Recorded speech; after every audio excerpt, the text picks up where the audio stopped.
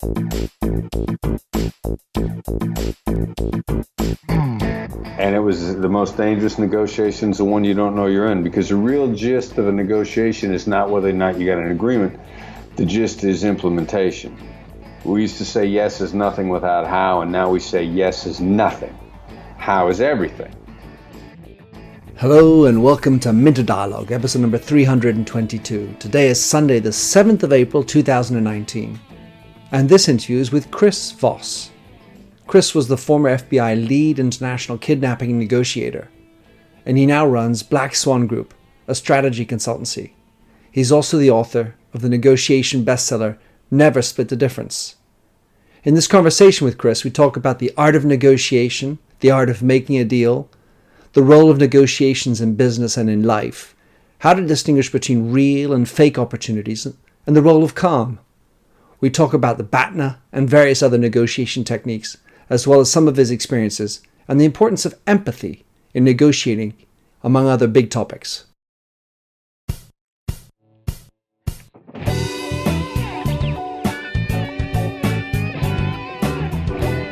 Welcome to the Minter Dialogue podcast, where we discuss branding and all things digital. I am Minter Dial, your host, and you'll find the show notes on my eponymous site, minterdial.com. Enjoy the show. Chris Voss, it is a great pleasure to have you on the show. I have followed across many different media what you're up to, and there are many things that I really want to touch base with you on. So thanks for coming on the show, Chris. And in your own words, describe yourself. Who are you? Just some guy from Iowa. Yeah. I was the FBI's former lead international kidnapping negotiator. Run a company now called the Black Swan Group, and we help people accelerate business deals with hostage negotiation strategies. We probably save people who listen to us probably close a deal in about a third of the time. Wow. Do you think that deal making has changed over this last years, or is it essentially the same stuff and with the same human traits that we're dealing with all the time? Has human nature changed? We make it change as much as human nature has, and pretty much the data shows us human nature hasn't changed in 5,000 years. So then what's the difference is your experiences, because every negotiation you do all the same is a feather in your cap, is an experience. You win and lose some, presumably, along the way. And that's making up your portfolio and your basis for bringing that into business. Yeah, well, I don't know. I mean, a couple things, interesting points. You don't want every deal. You know, the first assessment is, do you want the deal? And maybe even before that, the first assessment is there a deal there at all?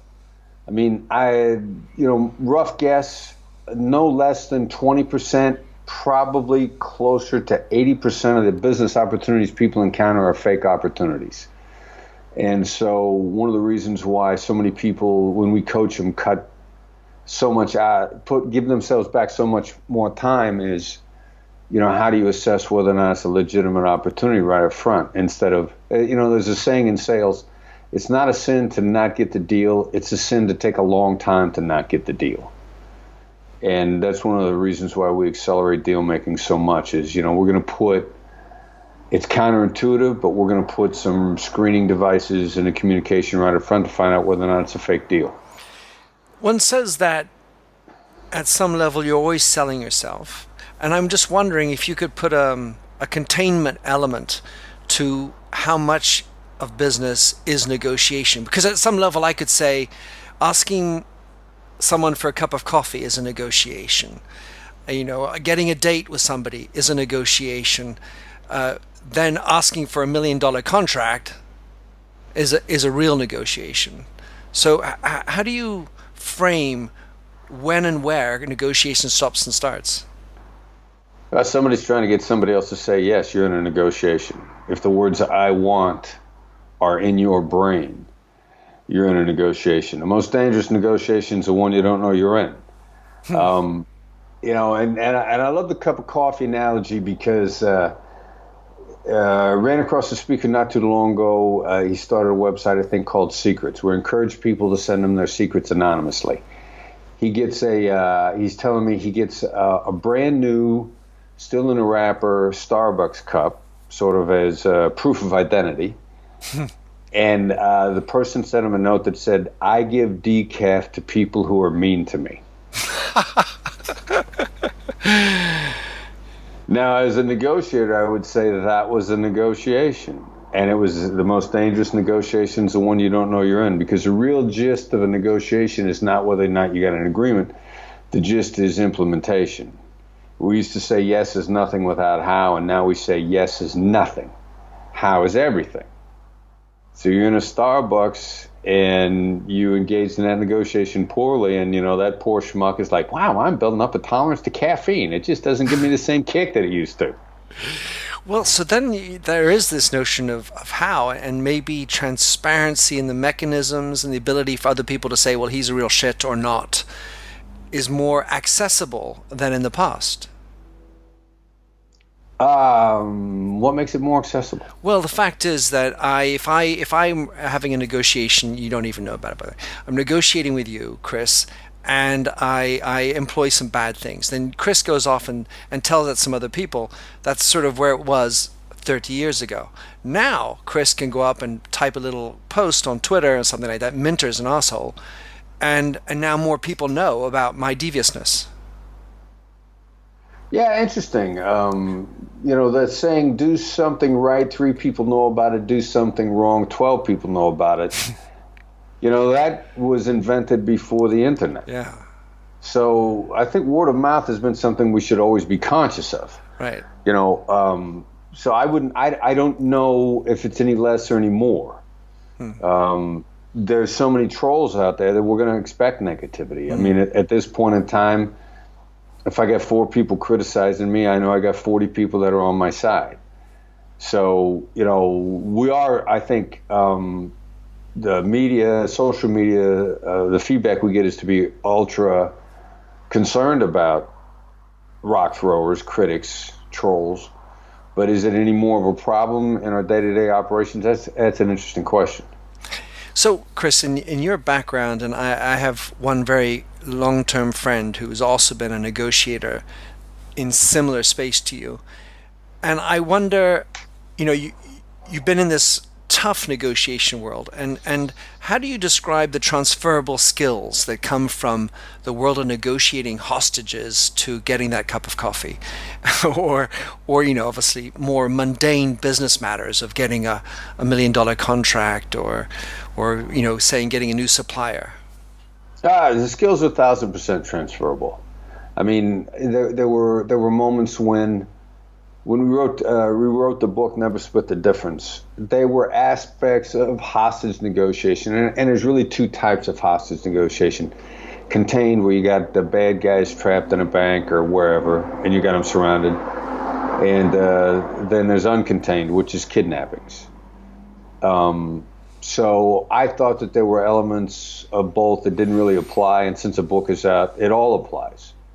I'll take a hostage negotiator who's good at what he does, and I'll say, handle this business negotiation, or build this simulation, or give me your thoughts on what you should say. And if they're fresh out of hostage negotiation, they'll say, well, I don't know. I never did business negotiations before. And I'll say, okay, pretend it's a hostage siege and tell me what you'd say. Just stick to your gut instinct. Stop worrying about whether or not it's right or wrong. And if they're good at what they do, they're always right.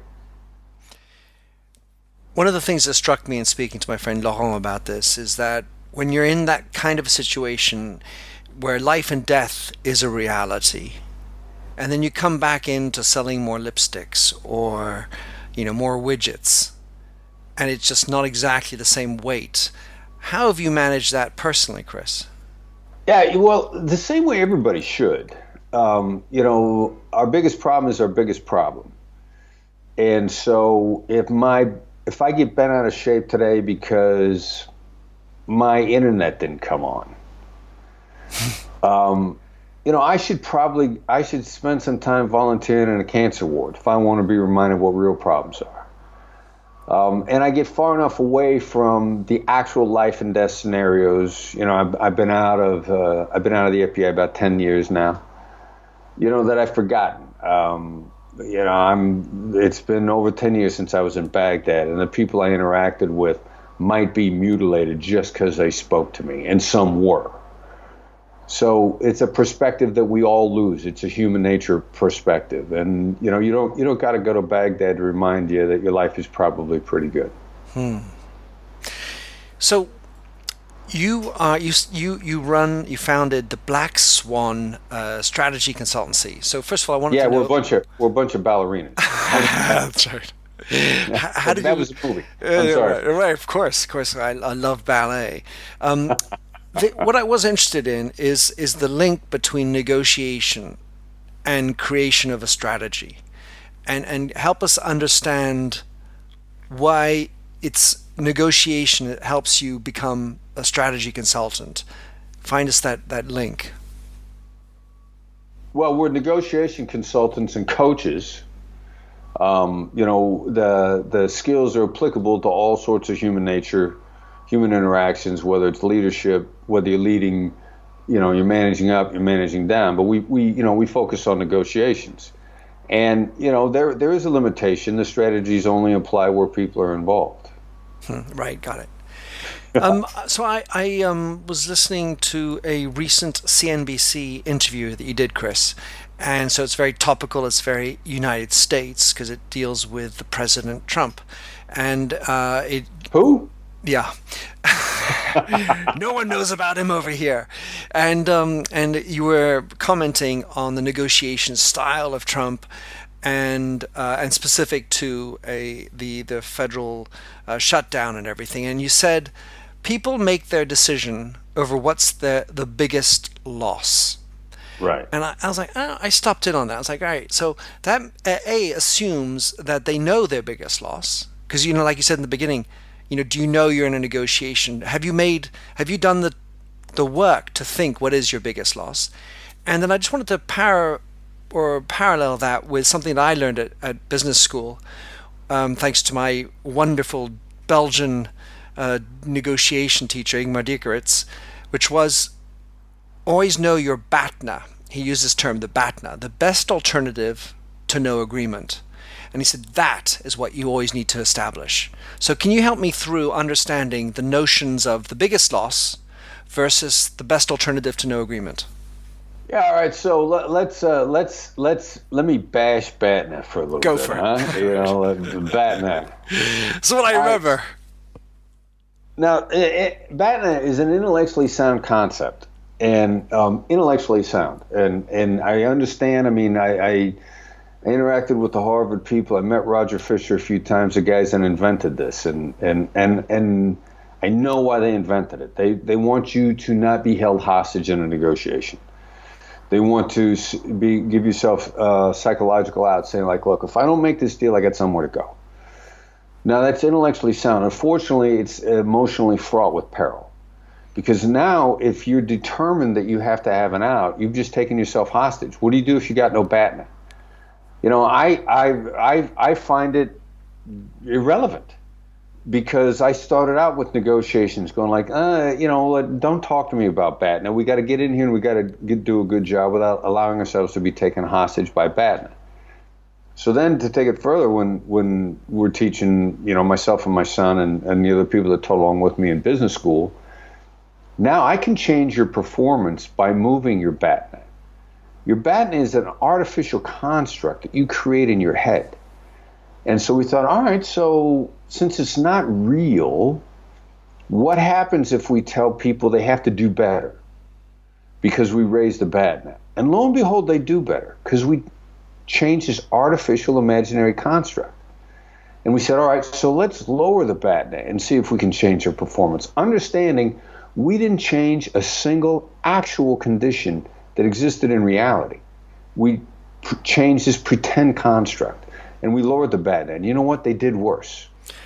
All right. So that's we're taken hostage by BATNA if we are determined that we need it. All right. So then if I take biggest loss, and in this specific case, we're referring to Trump's losing his base, and he considered that his biggest loss. Is that not tantamount to a hostage situation? He's hostage to his base. Well, yeah, let's go back and let's dig into that too, because the one thing then is you said they have to know what their loss is. Most people don't. It's an instinctive reaction. And I wish I would have invented the concept, because then I would be up for the Nobel Prize, which Danny Kahneman got the Nobel Prize in behavioral economics. Nice. Doggone it, he beat me to it. Kahneman and Tversky came up with prospect theory. We came to know it was a true concept, but we thought it only applied to hostage negotiation, because a hostage negotiator from the beginning is driving to find out what the loss the other side has experienced, identify it. It's going to be eating at them. They're probably not going to know what it is, but we use our tools to uncover it gently and then to simply mitigate it and make it go away, because it's all imaginary. And then we found out Danny Kahneman comes along, 2002, wins the Nobel Prize in behavioral economics, because this drives all human behavior. So I wish I would have invented it. I'd love to claim credit for it. I get my, I could use Nobel Prize winner, but it ain't never going to happen. Well, you got to go to Stockholm. I've been there. Stockholm syndrome. There you go. I bet. So another thing you said, which I also picked up on, and I found it just, somehow you read things and things just drop, hit you like a brick. You said calm is contagious. Patience preserves relationships. Once you understand that patience and silence is a weapon, you can use it to great effect. And I was like, all right, well, that sounds like me. And then I think of people who get irate, who go crazy ballistic. And sometimes that works. And I think, oh, well, God, that guy really flipped a lid. And at times it actually can be compelling because there's more passion in it. God damn it, you got to get this thing done. All right, listen, Sam Harris, all right, rational, calm. Talk us through why calm is so powerful, and because it makes sense to me. But is there a place to be angry and get irate? Yeah, well, anger is an addiction, and it becomes addictive because short term it can be very effective. I mean, there's an actual term called strategic umbrage, and there's let's use Trump terminology. But Trump says fake news. Let's talk about fake data. There's fake data out there that justifies that strategic umbrage is good. Anytime somebody's got a study about something, take a look at how they collected the data. They collected the data that it works in artificial construct situations. They were pretend negotiations. And there's all sorts of shortcomings and problems with that data. But why do academics use that data on a regular basis? Because they can control it and then call it rigorous, and they can reach conclusions. And you got to be careful of your data, because some people's data says playing basketball makes you tall. I mean, understand where the data came from and what your interpretation is. So in reality, anger always leaves a negative residue that people do not get over. And I can get what I want in this deal by being angry. But number one, it's going to interfere with the implementation. And again, yes is nothing without how. How is everything. The devil's in the details.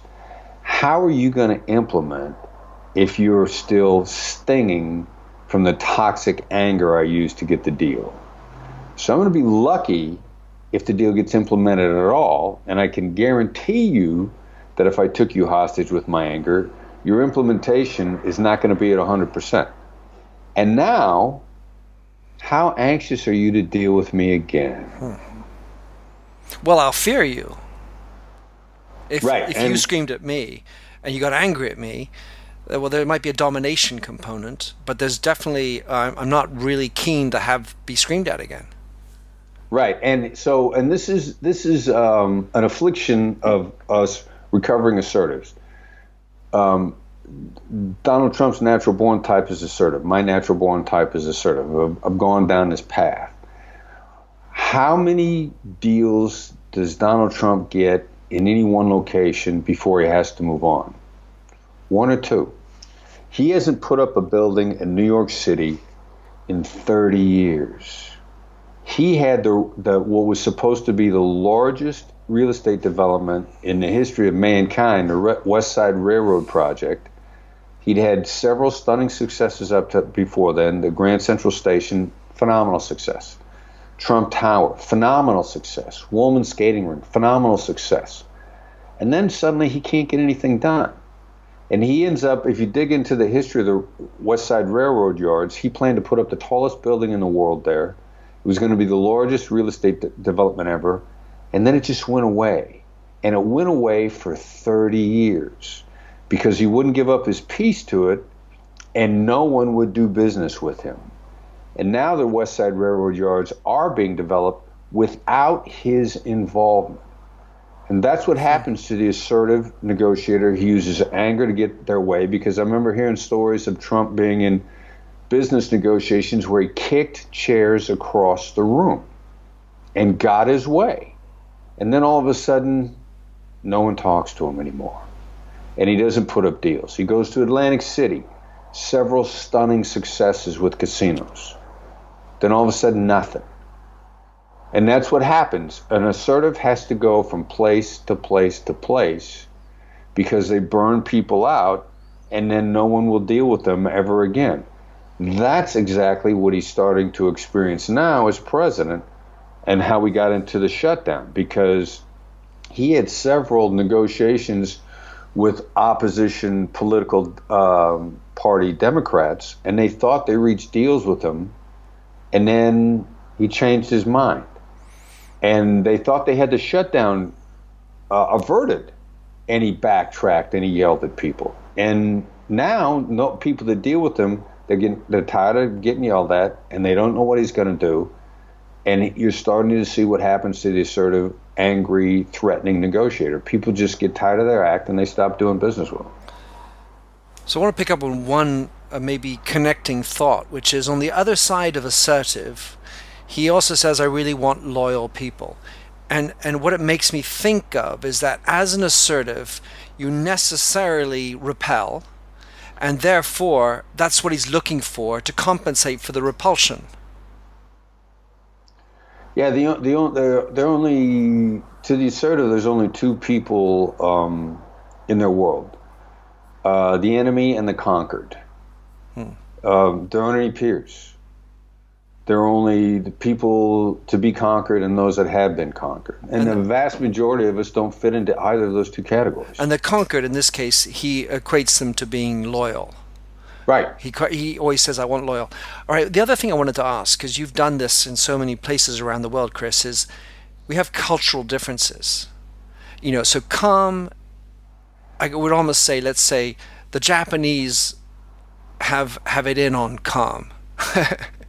You know, as opposed, really? Well, I mean, let's say at some level, you know, the tatame, the tea service, there's a sense of calm in that tradition. And my point is that culturally, what is a raised voice in one culture is nothing in another. I mean, you know, there are just certain cultures where being voluble and aggressive, that's just, you know, chutzpah. And in other places that might be considered overwhelming. So I was wondering how do you nuance that culturally when you're faced with somebody in front of you? Do you have to adapt what is calm, and you know how you can push it? Well, our culture is layered. What were we first? Culture is layered over what we were first. And what we were first is human beings.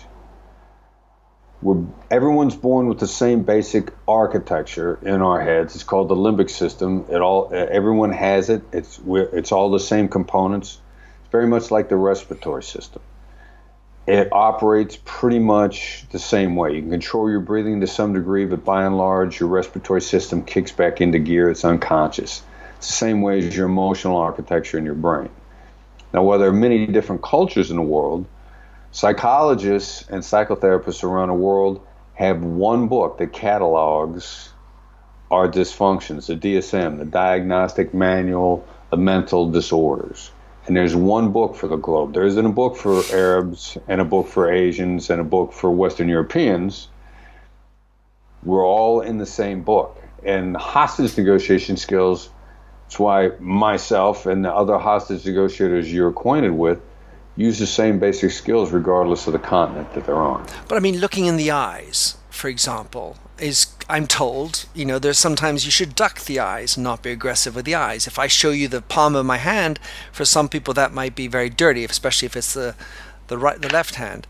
And so there are cultural nuances in the behaviors that we have, and even if there's a limbic system, we're brought up, and you bring that baggage. So if someone throws a shoe at me, well, in one culture that's considered, and I'm going to take that symbolic shoe flying as just the worst thing you could ever do for me. Oh, well, what's the big deal? It's a slipper for someone else. So it's okay to throw a shoe at somebody in another. Right.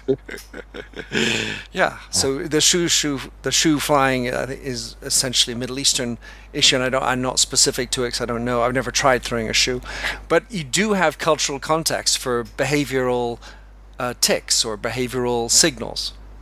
Right. I didn't say you didn't. I said it was layered over our human nature wiring. Got it. Yeah. All right, so Chris, the other thing I really wanted to get into, and it was an immense podcast that I really appreciated with Sam Harris. First of all, straight out, big fan of Sam Harris, as is my wife, and we were both talking just before dinner about the fact that we listened to that separately, your conversation with Sam, and both remembered it and liked it. You talk. Thank you. And you're most welcome. You talk in that about empathy. And at some level, as a negotiator in difficult situations, it doesn't strike me as the place where empathy happens. But you open my eyes to it, and you talked about the role of empathy in negotiation. So just first of all, give us a little bit more muscle around that, and then we're going to talk about my specific question. I'm glad you asked that because I came across recently some writing a little bit more about the origin of the word. And among the definitions, originally a German word that I can't pronounce that was translated into English as empathy. But they were really trying to make the point that empathy is the transmission of information, and compassion and sympathy are the reactions to that information. Mm-hmm. So you look at empathy much more as a transmission of information. And you see it coming up that way more and more when people are really focused down on what is empathy. It's not sympathy. It's not compassion. Empathy is the transmission of the information. Sympathy and compassion are the reactions to the information. Now, it's gotten very convoluted in usage globally to come to mean sympathy and compassion, both of which are admirable characteristics that may well flow from the transmission of the information. But if you step it back and just allow it to be the transmission of the information, then it becomes a much more universal skill and then quite powerful.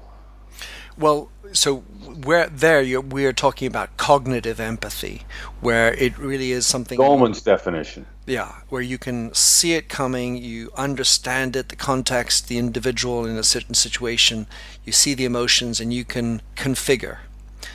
Effective empathy, where I feel the shit that you're feeling, that will change my comportment afterwards, and I think it's a different type of information that I'm receiving, and it makes it more visceral and probably harder to separate into a useful return action and reaction that may or may not be compassionate, may or may not be sympathetic in a cognitive empathetic manner. But well, it sounds to me like you're talking about the reception and then the reaction. That's right, but I'm saying that if you're in the affective empathy, where I feel the anger that you're feeling, I start feeling that anger. That's the affective empathy. So the information, the affective, right, where I'm feeling the same feelings you're feeling. That's the reception of information I'm getting, but it's in a visceral manner, as opposed to understanding the transmission of information, because I see that Chris is upset. Chris is probably upset because his toy to his right is broken, and I can see that that's his situation. The affective component is where I'm starting blubbering because you're blubbering. And I'm not doing that to make you better. That's the way I am receiving the information. So anyway, the point is that we're focused on the cognitive empathy, where you are receiving the information, then you get to decide afterwards how you want to react, right? Okay. With the empathy. So you say that empathy is perishable in your podcast with Sam Harris. Empathy is perishable, a perishable skill. You need to use it to keep it. Mm-hmm. And I was wondering how you go about that, because a lot of people ask me, because I've written this book, Artificial Empathy, how do you train empathy? How do you keep it? If you have it, and if you don't have it, how do you get it? Yeah, we get into some really interesting distinctions in the way you're constructing the questions as to what's the distinction between empathy and what's the distinction between emotional intelligence, or our empathy receptors, or the neurosynapses that are picking up in our brain. And to maybe put more a fine point on what I was talking about with Sam, it's a performance skill. The application of it, maybe the application of it are empathy receptors, our ability to hear it, our ability to consciously understand what our unconscious is picking up. It's perishable. It's no less perishable than playing golf or playing basketball or playing any sort of performance sport. And when you really drill down into it, you begin to understand some of how people are having trouble defining it with the blurred lines. Mm-hmm. I mean, Jim Camp, who wrote the book back in Start With No in 2002, again, same time frame as Kahneman, he used to call negotiation a performance skill that was perishable. We're seeing emotional intelligence. It's not whether or not you are born with it. We all are. We're all born with all sorts of skills. How much time do we spend actually paying attention to the synaptic connections in our brain and consciously developing them? Daniel Coyle, who wrote the Talent Code, would contend that there is no genius, that people just started on their 10,000 hours before anybody realized they did. So, interesting question as to, what are we born with and what's innate and what is simply nourished or nurtured. So in your world, initially in negotiation with hostages, you talked about the importance of empathy and practicing it. In your world today, where you're not necessarily having to do that kind of a negotiation, you're in another type of world, what are the things that you do, Chris, to help bring empathy or practice empathy? Are there little tips and tricks that you are employing to help keep that skill alive? Yeah, I'm just trying to evolve it in my daily conversations, and there's enough depth and breadth to the skills that I realize that my gut instincts for different skills at different times I have lessened, and I'm going to have to spend more time on them. But it's definitely, we like to say, small stakes practice for high stakes results.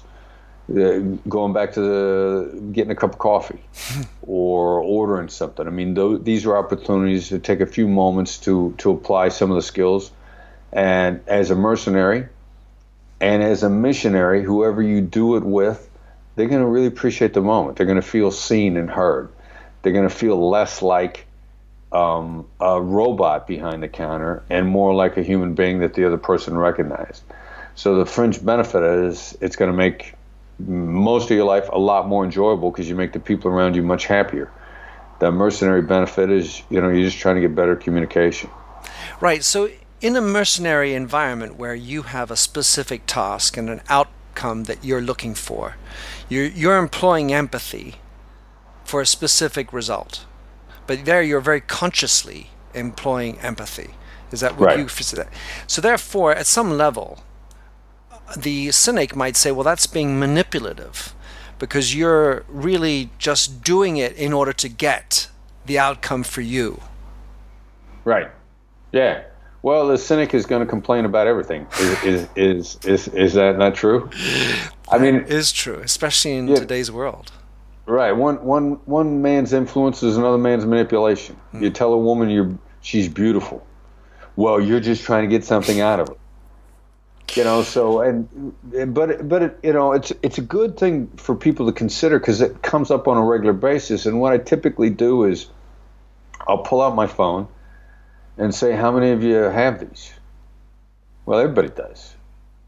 Well, there's some really bad people using those phones to commit some really heinous crimes. How dare you have a phone? You're using the same tool that murderers and killers use. How dare you? And then you just recognize it as a tool, and it's really, what are you trying to accomplish as opposed to are you using a tool? Because then we get into sociopaths, and I think you mentioned the notion that sociopaths are very effective or very good at empathy. Because when they want to do something to somebody, they're employing their empathic skill, their empathic muscle is at maximum velocity, understanding the situation. Am I going to get this person the way I want? Right. It's a point that Goleman makes also in his book Focus when he talks about cognitive empathy. Right. He said the people that are best at it are the sociopaths. Right. So then you're back into the point of knowing you're in a negotiation or not, and being aware that the other person is being, let's say, crudely empathic to get what they want out of you. Right. And it's really becoming aware of what they want out of me. Like I don't have a problem. We used to say there's no problem with having a tiger by the tail. Just don't kid yourself as to whether or not you're holding on to a tiger. All right, the last thing that you said on the Sam Harris podcast that I really dug into, you said that how important it is that the verbal skills line up with the corresponding treatment. So that Robin Sharma, someone I love, he says that your audio needs to align with your video. Right, yeah. And I thought that was really... Did that, the way you didn't exactly elaborate on it, but it sounded like that's about establishing trust. Would that be a fair, or explain to me why that's important? Well, yeah, and it'll line up really quickly like this. Substitute the word predictability in for trust.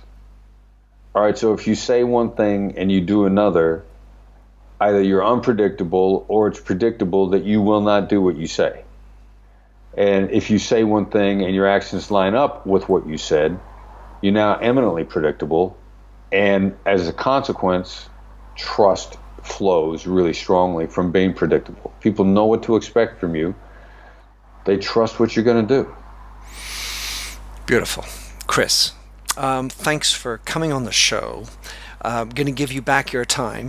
How would you like anyone to track you down, follow you, not hack you, but, figure out what you're up to? What's the best way to connect with you? Well, the website is blackswanltd.com, BLACKSWANLTD.com. Now, on the website, we've got a blog and we've got a subscription to the blog that's free.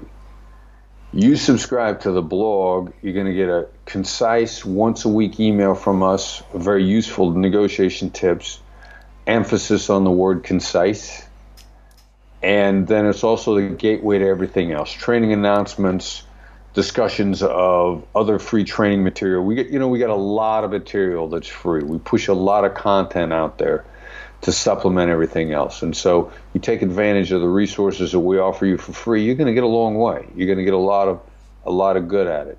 You decide you want to step your game up and get into the top 1%. We get special in-person training for that also, but that might not be worth it for you. You might just want to get a little bit better. You get a little bit better, you're going to be even a little bit better. You'll be really pleased with how much of a difference it makes in your life. And never split the difference. Never split the difference. Thanks a lot, Chris. My pleasure.